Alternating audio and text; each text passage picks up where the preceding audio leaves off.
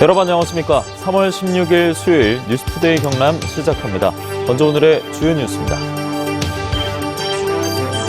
삼천포 화력발전소 협력업체 40대 노동자가 추락해 숨졌습니다. 노동부가 사고 경위와 중대재해처벌법 위반 여부에 대해 조사를 벌이고 있습니다. 3.15 이거 62주년을 맞아 진실화해위원회가 창원에 현장 사무소를 설치하면서 진실규명 신청이 50건 넘게 접수됐습니다.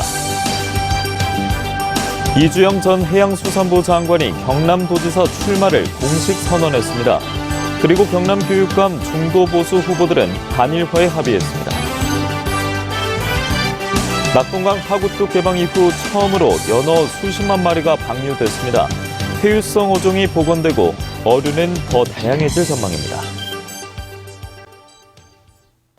고성에 있는 삼천포 화력발전소에서 근무하던 노동자가 48m 높이에서 아래로 떨어져 숨졌습니다. 고용노동부는 중대재해처벌법 위반 여부에 대해 조사를 벌이고 있습니다. 정성호 기자가 보도합니다. 삼천포 화력발전소 협력업체 소속 노동자인 40대 A씨는 지난 14일 밤 동료와 함께 2인 1조로 시설물 점검을 나갔습니다. 석탄 분배 장치를 돌아보는 등 화재 예방을 위한 순찰이었습니다. 그런데 승강기를 타고 올라가 5층에서 순찰을 돌던 중 A씨가 계단 난간 넘어 48m 아래 바닥으로 떨어져 현장에서 숨졌습니다. 함께 있던 동료 직원은 잠깐 휴대전화에 시선을 둔 사이 A씨가 보이지 않았다고 경찰에 진술했습니다. A씨가 육안으로 시설물을 점검하던 중 사고를 당한 것으로 추정되지만 발전소 내부 CCTV에도 추락 장면은 찍히지 않았습니다. 숨진 A씨는 발전소에서 일한 지 10년이 넘었고 동료들로부터 일 처리가 꼼꼼하다는 평가를 받았다고 유족들은 말했습니다.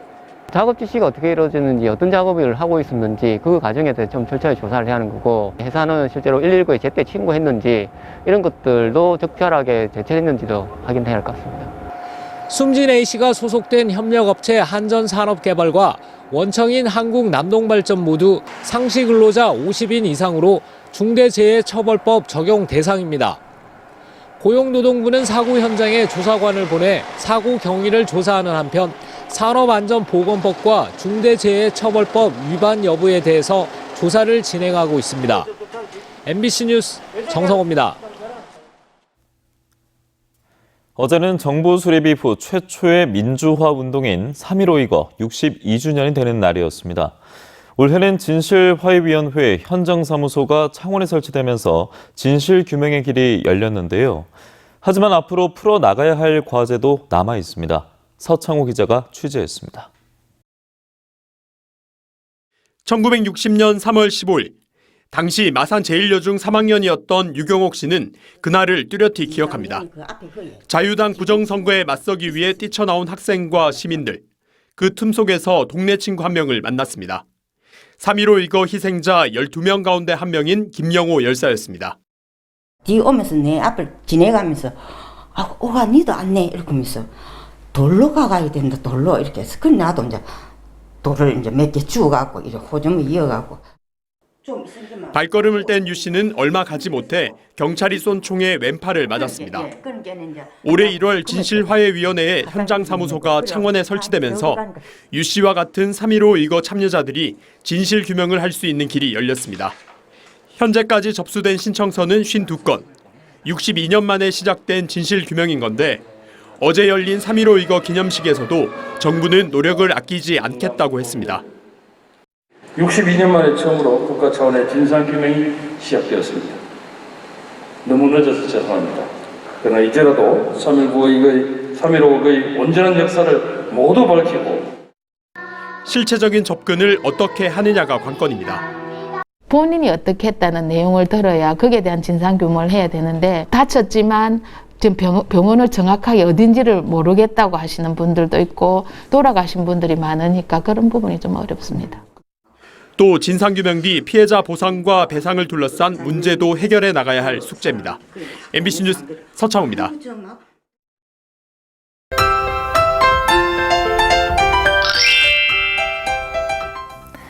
오늘은 어제보다 더 따뜻한 하루가 되겠습니다. 요즘 아침에는 쌀쌀하고 낮에는 포근한 날씨가 이어지고 있는데요. 오늘도 낮 기온이 20도 이상 올라 한 달 이상 앞선 기온을 보이겠습니다. 오늘 진주의 아침 기온 2도, 낮에는 22도까지 올라 일교차가 매우 크게 벌어지겠습니다. 내일과 모레는 봄비가 찾아옵니다. 내일 오후부터 경남 서부 지역을 시작으로 저녁에 경남 전 지역에 비가 확대되겠는데요. 이 비는 모레 아침까지 이어질 것으로 보이고요. 내일 예상되는 강수량은 5mm 내외로 적은 양이 되겠습니다. 위성영상 보시면 오늘 맑은 날씨를 보이다가 점차 구름 많아지겠습니다. 오늘 아침까지 경남 내륙 지역을 중심으로 가시거리 1km 미만의 안개가 끼는 곳이 있겠습니다. 자세한 지역별 날씨입니다. 현재 기온 보시면 함안 0도, 창원은 6도에서 시작하고요. 낮에는 창원 21도, 양산은 23도까지 오르겠습니다. 거창의 아침 기온 2도, 산청은 3도에서 시작합니다. 낮에는 거창 23도, 합천은 24도까지 올라 평년 기온을 웃돌겠습니다. 바다의 물결은 최대 1.5m 안팎으로 비교적 잔잔하게 일겠습니다. 비는 모레 대부분 그치지만 일부 지역은 토요일까지도 이어지는 곳이 있겠고요. 비가 오면서 일교차는 줄어들겠습니다. 날씨 정보였습니다. 석 달도 채 남지 않은 지방선거, 유권자들의 관심은 역시 경남도지사와 경남교육감인데요. 이 가운데 이주영 전 해양수산부 장관이 처음으로 경남도지사 출마를 선언했고 중도와 보수를 표방한 경남교육감 후보들은 단일화에 합의했습니다. 문철진 기자입니다. 이주영 전 해양수산부 장관이 경남도지사 출마를 선언했습니다. 국민의힘 소속인 여러 후보 중 처음으로 예비후보 등록도 마쳤습니다. 당 정책위 의장, 국회 부의장을 역임한 이 전 장관은 1,000억 달러의 투자를 유치해 개인 소득은 전국 3위, 인구 500만 시대를 열겠다고 밝혔습니다.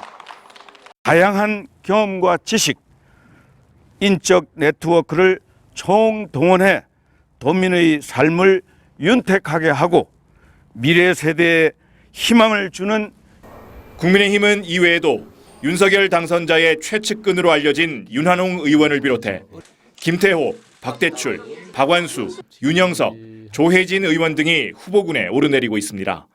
반면 더불어민주당은 뚜렷한 주자가 없습니다. 민주당에서 처음 배출한 김경수 지사가 지사직을 잃은 데다 대선까지 패한 상황이라 김두관, 김정호, 민홍철 의원 정도가 후보군으로 떠오르고 있습니다.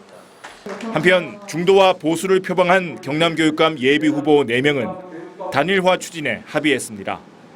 김명용 창원대 법대 교수와 김상권 전 도교육청 교육국장, 최혜범 전 창원대 총장, 허기도 전 경남도의회 의장은 오는 27일부터 29일까지 사흘 동안 전화 여론조사를 시행하고 오는 30일 단일 후보를 확정할 계획입니다. 이번 경남교육감 선거는 3선에 도전하는 박종훈 현 교육감과 단일화 후보 2파전으로 진행될 전망입니다. MBC 뉴스 문철진입니다. 지난달에 낙동강 하구뚝이 준공 35년 만에 처음으로 수문이 개방되면서 바닷물과 강물이 섞이게 됐죠. 사라졌던 기수역과 생태계도 되살아날 것으로 기대가 되고 있습니다. 이 가운데 대표적인 회유성 어종인 연어 수십만 마리를 방류하는 행사가 열렸습니다. 정현민 기자입니다. 대형 수족관에서 꺼낸 연어 새끼들이 일제히 방류됩니다. 강물 속으로 들어가자 수십 마리씩 떼지어 다니는 모습이 관찰됩니다. 5cm 안팎의 작은 크기지만 바위와 수초 사이를 빠르게 헤엄치며 단 하루로 이동하기 시작합니다.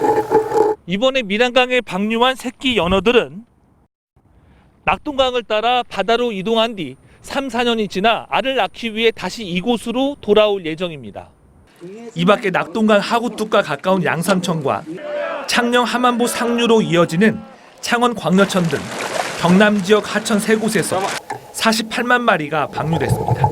자원량이 몇 프로보다는 국제적으로는 국제사회적으로 굉장히 중요한 어종으로서 우리 강에 우리 하천에 살고 있다는 이 자체를 자원 조성해야 되는 필요성을 저희는 강조하는 거지. 방류한 연어 치어들은 강원도 남대천에서 잡은 연어에서 알을 꺼내 수정시킨 뒤 4개월 동안 키운 우량 종자들입니다. 특히 낙동강 하구뚝 개방에 대비해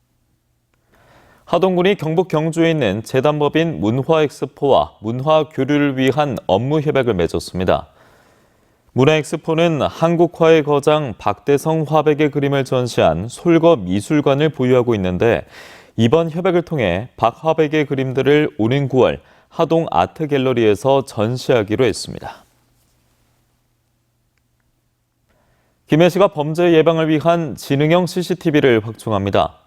김해시는 4억 4천만 원의 예산으로 범죄 취약 지역 30곳에 80세대의 지능형 CCTV와 비상벨 등을 추가로 설치하고 오래된 CCTV 카메라 50대는 교체합니다.